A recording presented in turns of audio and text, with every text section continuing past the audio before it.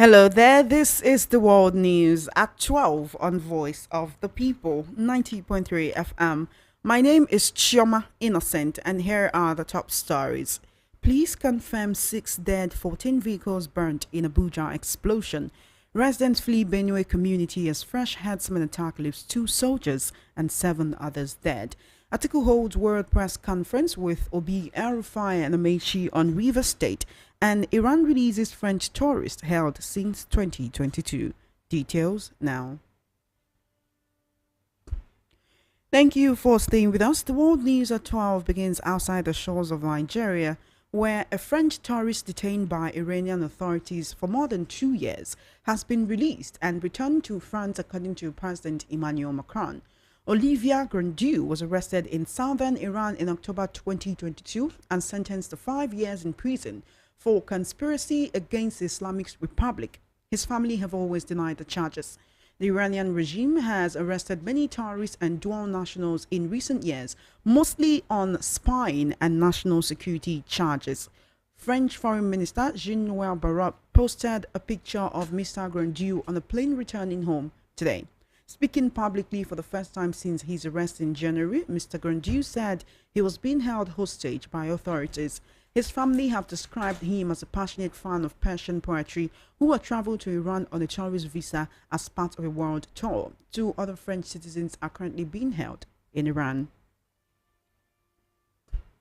Back home in Nigeria, police authorities in the Federal Capital Territory (FCT) say 6 persons have died and 14 cars burned following an explosion at the Karu bridge in the nation's capital. The incident on Wednesday evening sent panic among residents of the nation's capital. But in a statement hours after the incident, the spokesperson of the FCT Police Command, Josephine Ade, said the accident involved a trailer that lost control and crashed into a stationary vehicle trapped in traffic. The impact engulfed 14 vehicles in a raging inferno. Panic and chaos followed as bystanders and motorists scrambled for safety. Emergency responders rushed to the scene, battling thick smoke and intense heat to rescue those trapped, according to the police spokesperson. With the intervention of the police, fire service personnel and security agencies, the inferno was contained and normal traffic flow was restored. In a tragic development, at least 2 Nigerian army officers and 7 civilians were killed in a fresh attack by suspected herdsmen on the Jato Aka community in the Kwande local government area of Benue State on Wednesday evening. A community source confirmed the tragic incident, saying there was another attack and people are leaving massively. The attack has caused panic and fear within the community, with residents fleeing for their lives in search of safety. According to the source, this is just the latest in the series of attacks that have devastated the region. The Benue State Police Command spokesperson Catherine Anene confirmed the insecurity in the area, but could not immediately verify the reported death, saying the military are better positioned to confirm the report on their personnel. She clarified that the attacks are localized to the Jato Aka community and surrounding areas, and not the entire local government area. Meanwhile, former Vice President Atiku Abubakar today lead opposition political leaders to address a World Press Conference on the River State of Emergency. President Bola Tinubu on Tuesday declared a state of emergency in River State. He also suspended Governor Sim Fubara, his deputy Ngozi Odu, and members of the House of Assembly. Governor Fubara, his deputy, and House members' suspension ignited condemnation from Atiku, Peter Obi, Nasir El-rufai, and former River State Governor Rotimi Amaechi. The Nigerian Bar Association (NBA), in a statement by its president Afam Osigwe, a senior advocate of Nigeria, also condemned the president's action. But the Attorney General of the Federation, Atif Fagbemi, however, argued that the president's action was in line with his constitutional right. In a statement today, Atiku's Special Assistant on Media, Abdullah Rashid, said the press conference will be held at 10 a.m. in Abuja. We'll bring you more on this development as it unfolds.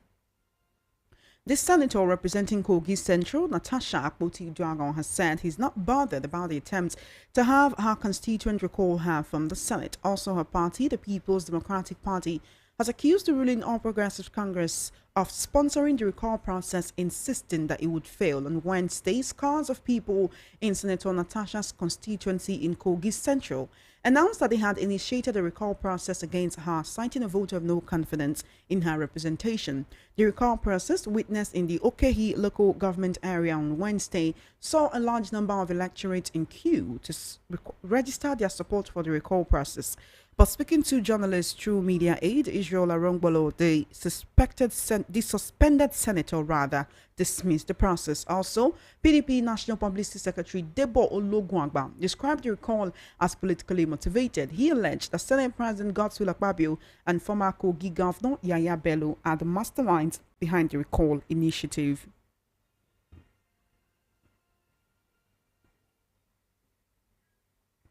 The Oyo State government has officially withdrawn the criminal charges against Naomi Shilekola, the ex-wife of the Oni of Ife, Alhaji Oriyomi Hamzat, the owner of Agidigbo FM, and Abdullahi Fasasi, the principal of the Islamic High School Bashorun Ibadan, over the tragic stampede that claimed the lives of at least 35 children during a children's festive party in December 2024. The defendants were visibly elated, smiling and exchanging pleasantries after the trial today, signaling their relief and release from the charges. This development was later confirmed by the State Attorney General Abiodun Aikomo, who addressed the media after the court session. This decision comes after an intense period of legal proceedings. Earlier, the Oyo State High Court in Ibadan had granted bail to all the defendants. The ruling pronounced by Justice Kamoruddin Olawoyin was made after the defendant had argued their bail applications before the court. The court granted Prophetess Naomi 10 million naira bail with two shorties, while Hamzat and Fasasi were also granted bail on similar terms. In addition, the court ordered the suspects to deposit their passports with the court and barred them from granting interviews, effectively placing restrictions on their public engagement. The drama surrounding the case began after the tragic stampede at Islamic High School Basharu during a children's event in December 2024, where dozens of young children lost their lives in a chaotic rush. You're currently listening to the World News at 12 right here on Voice of the People 90.3 FM. Stay tuned. We'll take a short break and return with more news and the news analysis segment.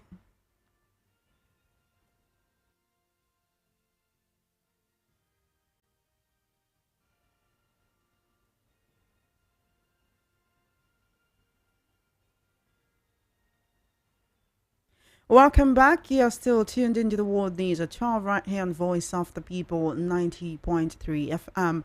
The House of Representatives has approved a declaration of a state of emergency for Rivers State.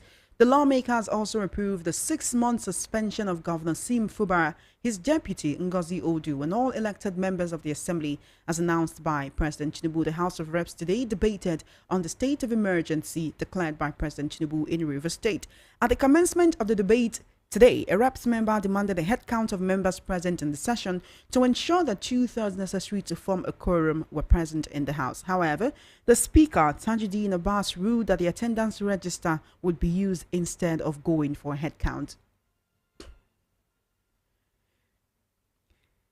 In a very recent development, former Vice President Atiku Abubakar, along with several prominent members of the ruling All Progressives Congress APC, have officially launched a coalition aimed at challenging President Bola Tinubu in the upcoming 2027 general election. The press conference held today saw a strong showing of key opposition figures, including Labour Party's 2023 presidential candidate Peter Obi, who was represented by Yunusa Tanko. Other significant personalities in attendance included former Secretary to the Government of the Federation Babachir Lawal, former Kaduna State Governor Nasir El-rufai, National Secretary of the Coalition of United Political Parties Peter Ame, and convener of the Alternative Segun Shomi, amongst others.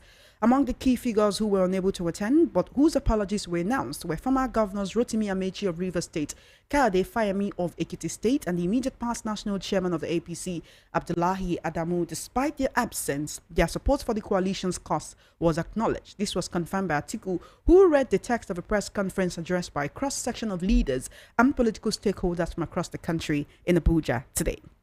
Now joining me to discuss issues on the World News at 12, I have veteran journalist, political, social and national affairs analyst, Mr. Peter Anosike. Good afternoon. Welcome to the World News at 12. Thank you for having me. You have been saying for the longest time that a coalition will be announced soon, and it seems that your prophecy, or is it prediction, has finally happened today. There were reports that Atiku, Obi, El-rufai, and Amaechi would be holding a press conference to talk about the river state of emergency, but they have announced a coalition. Will this coalition work? Will it stand? Will Nigerians see an end to the APC in 2027?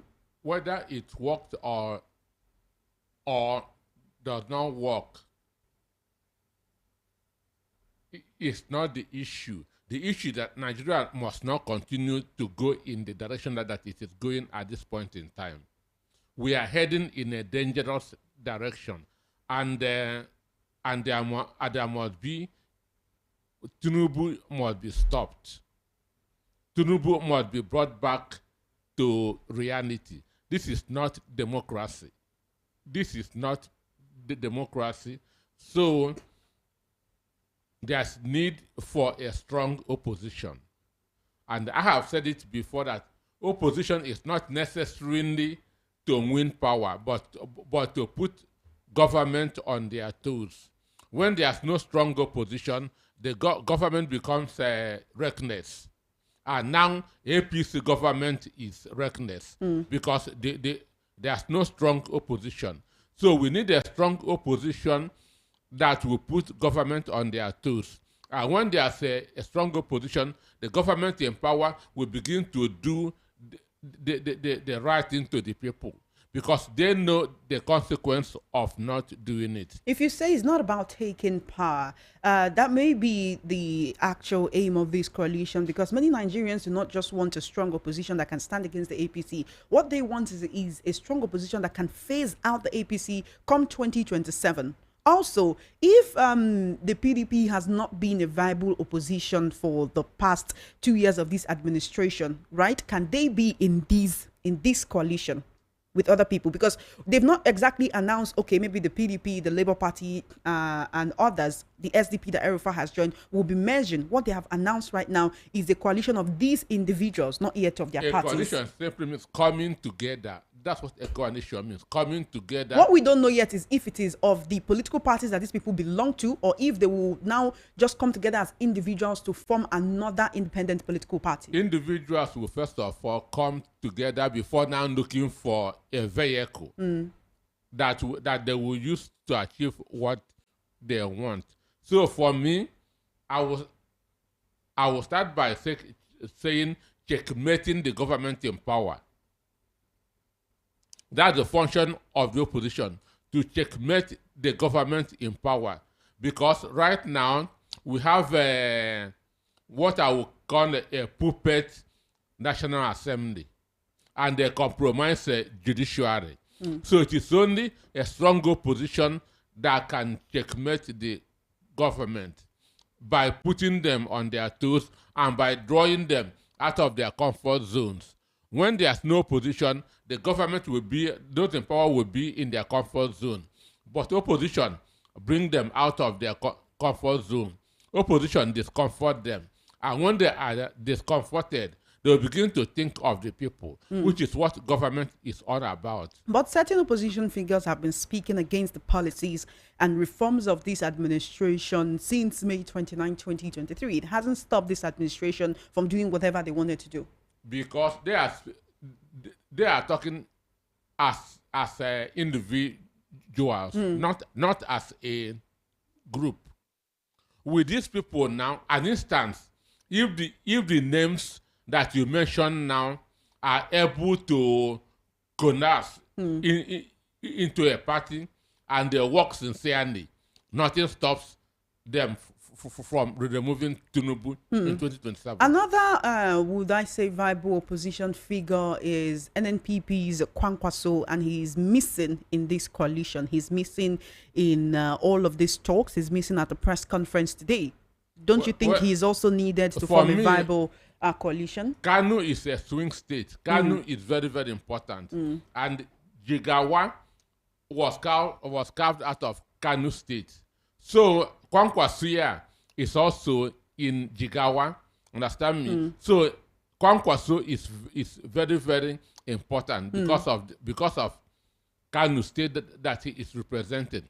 And he is far more popular in Kanu than Ganduje. So for me, they should try and also bring Kwankwaso in.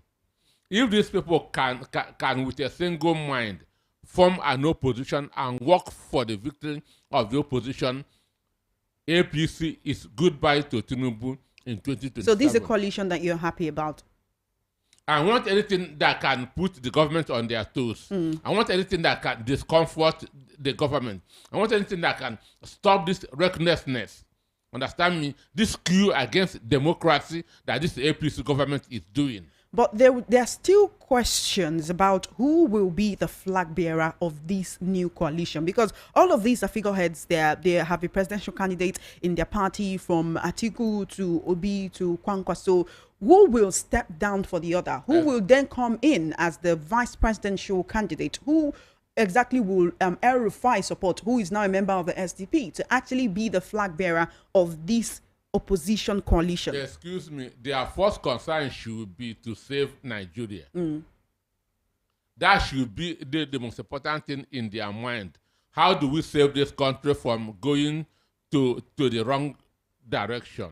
So national interest should come first before their own personal interest. Of all of these individuals, which of them seem to you to have national interest at heart? Atiku has been contesting. He has been the flag bearer of the PDP for the longest time, for every election cycle. Do you believe that he is contesting for national interest because, oh, there is so much he wants to do for Nigerians and he can only do that when he's sitting on the seat of the president? When you are sitting on the seat of the president, you have enormous powers to do what you cannot do as an individual. That's what a government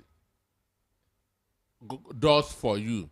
What you can do as a micro, government will help you to do it in a macro way. So I don't know whether he is running based on his own conviction that they are what he needs to do for the country. But as I said, they are coming together. Presidential and vice presidential candidates should not be the most important thing in their mind. If it is, they will scatter. Saving Nigeria should be the most important thing, because right now Nigeria needs to be saved. Right now Nigeria is in intensive care unit, ICU. So Nigeria needs to be saved, and they are coming together. I feel should help in saving this country.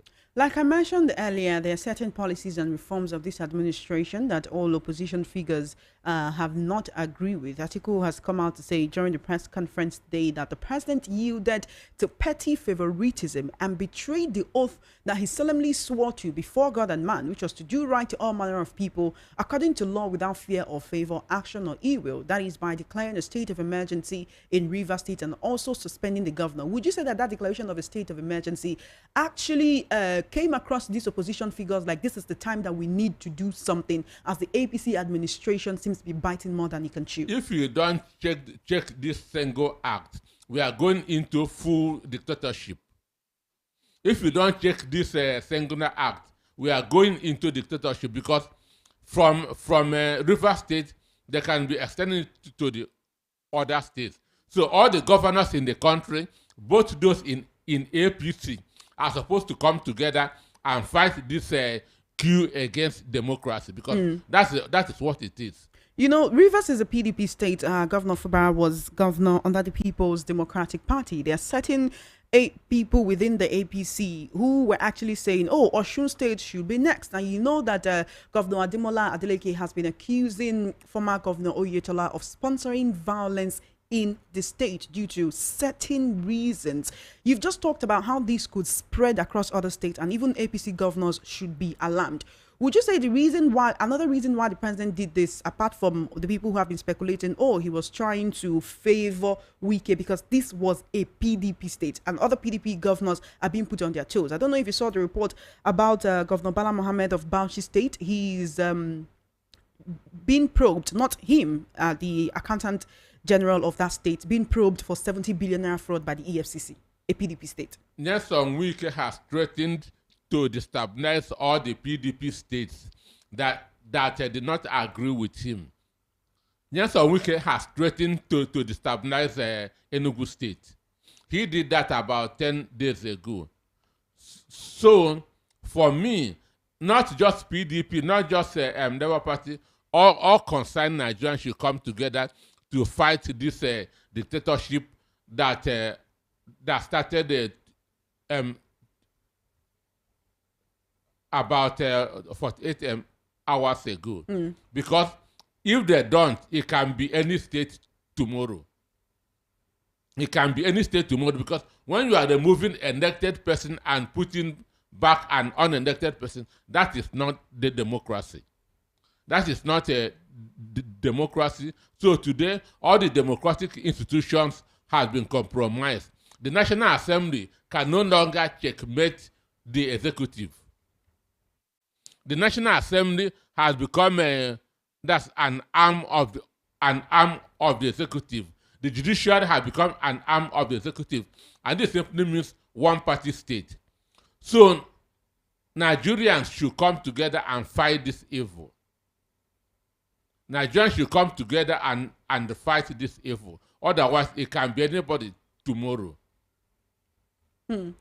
Well, the National Assembly has actually given its assent, that is approval, to the Rivers State emergency rule and Governor Fubara's suspension for 6 months. You recall that the House could not come to an impasse yesterday, but it has been done today. Was this anything less than you expected? Because all of them are puppets. All of them are corrupt. They are puppets. It was, I read yesterday that they were being reached, that they must come today and make sure that a quorum is formed. I read this yesterday, and today it has happened. So they are representing themselves, not the people. But they don't know the implication of what they have ratified. They don't know the implication of what they have ratified.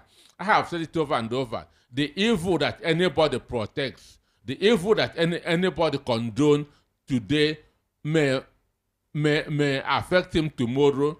If it doesn't affect him, it can affect his children tomorrow. Those House of Assembly, National Assembly members that ratify this, tomorrow they may become governors. And the same thing will affect them too. So today, we are no more defending what is right. What we are defending is who will benefit us. We are no more defending what is right. We are defending what will benefit us, which is very, very wrong. While we're talking about Rivers State, the state funds have been released to the sole administrator, the same funds which the Supreme Court actually withheld until the budget is represented to the Martin Amewule constituted Rivers State House of Assembly. What does this actually say to you? Because if the funds was withheld when the governor was there, now he's suspended and the funds have been released to the sole administrator.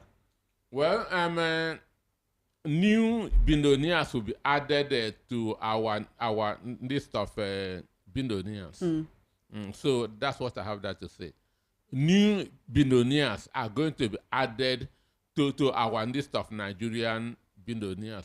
Assuming that we had about 1,000 billionaires on Tuesday, from now, the list is going to increase, because whoever is there, whatever is his name, is going to rule by fiat. There's nobody to checkmate him. That's why he is a sole administrator, all conquering, all powerful. Nobody's going to audit him. Nobody's going to checkmate him. Understand me? So he is now a god in Rivers State, ruling without the House of Assembly. That is the sole administrator. Sure. And it will be much easier. You're saying it will be much easier to loot those funds if that is the aim. Nobody's going to audit him. Nobody is going to checkmate him. He has been made a god in Rivers State. You know, there are also reports that the Trans-Niger pipeline, which was the first that exploded after the impeachment proceedings were instituted against Governor Fubara a few days ago, has been repaired. And certain Nigerians were asking the question, how come right? The federal government is the one in charge of the security that actually that surrounds or secures these pipelines. But those people were not asked questions. They gave Tompondo the contract to monitor those How come no one is calling his name and asking him questions when these explosions occurred? That's what your Justice Minister Fabwemi was saying that Fobra did not stop them. Stop who? He's saying that this suspension is actually shielding Governor Fubara from impeachment. So he should be grateful for the president's intervention. I don't want to keep talking about that. All right. Speaking on the National Assembly, I want to quickly talk about PDP tackling the APC as Kogi constituent begin recall against Senator Natasha. The senator has said that the attempt to have, she's not bothered about this attempt to have her recalled. The PDP is saying that this is actually the handwork of Senate President Godswill Akpabio and former Kogi State Governor Yaya Bello, who by the way still has his issue with the EFCC. The recall process is set to take place over 2 days across all polling units in Kogi Central. But the Kogi State Resident Electoral Commissioner Gabriel Longpet is saying he does not have any knowledge of the recall process except what he's seen unconfirmed reports floating on social media, saying no one has contacted him about any recall. Also, there are reports that this is being packaged as a deceptive empowerment session for the people to deceptively get their signature. Then I want to cast your mind back to what certain senators said about how their signatures were taken from the attendance register to make it look as if they assented to Senator Natasha's suspension. Well, for me, I also watched that video and the interviews where they were saying that they were invited for empowerment, only to be asked for their voters card and the other things. The issue is this: recall has never worked since 1999, and it cannot work. They did everything to recall the Dino, but it was impossible. So Natasha is with her people, and her people are with her. So there's nothing that Akpabio can do genuinely for Kogi Central to recall her. Because the conscience of the people, the conscience of good men and women are with Natasha. So there's nothing that evil men would do. The truth must always overpower the of darkness. Yahaya Bello did everything to stop Natasha emergence, including going to destroy the road that is leading to her area. Yahaya Bello used a caterpillar and go and destroy the road going to Natasha's area so that people will not go and vote. At the end of the day, she emerged. So nothing that Yahaya Bello, assuming that he is responsible, nothing that Akpabio, assuming that he is responsible, can do for her to be recalled. Kogi Central can never recall her because they voted overwhelmingly for her. But doesn't all of these speak desperation because of the whole sexual harassment allegation against the president of the Senate, Godswill Akpabio? We know how this degenerated from a whole argument about seat allocation and arrangement to talking about sexual harassment allegations. Senator Natasha have been on several international media platforms talking about this for a while now. She also went to the Interparliamentary Union of the United Nations and also spoke about this same situation. What will it take National Assembly to actually investigate this particular situation instead of going through all of this? Chioma, can a thief investigate a thief? That's the question. Can a thief investigate a thief? The truth is that as of today, Natasha is the most popular senator in Nigeria. She was on the front page of Guardian UK. She was on Sky News. How many of them has Akpabio been to even Hausa BBC? So for me, they are being castigated everywhere because the world believe Natasha, going by Akpabio's antecedents. And a lot more is happening. Even this Tinubu's state of emergency is helping to shed more that on what is happening in the country. So it is not a good day for Babio, for Tinubu, or the APC government. It's not a good day at all.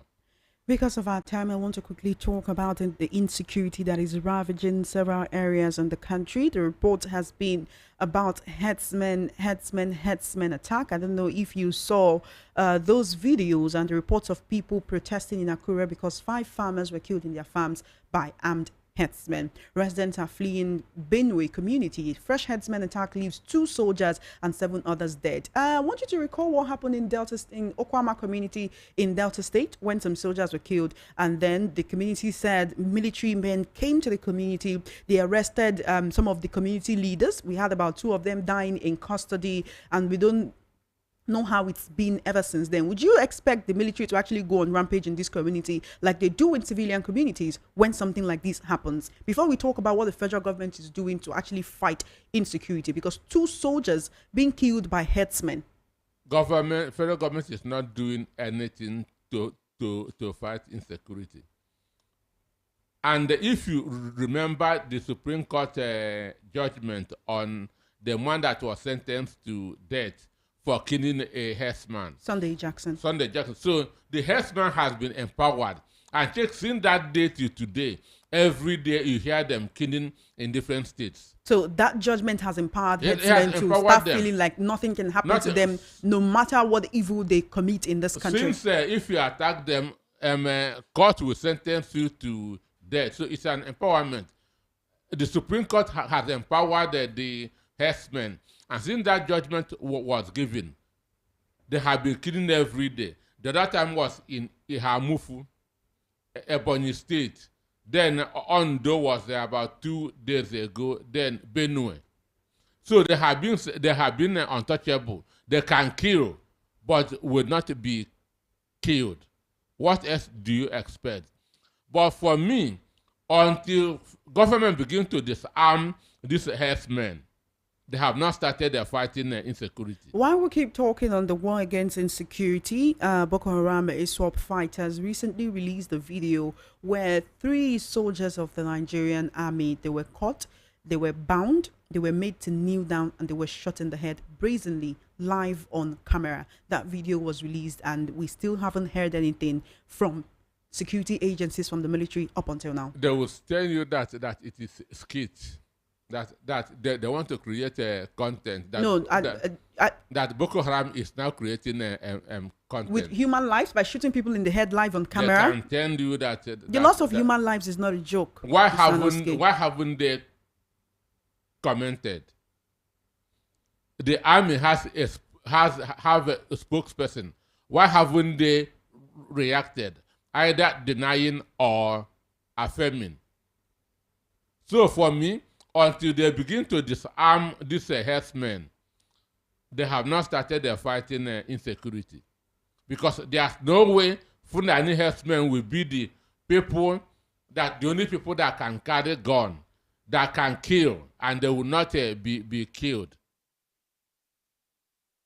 So the Supreme Court judgment has empowered them. They can go everywhere and kill. Then if you kill them, court will sentence you to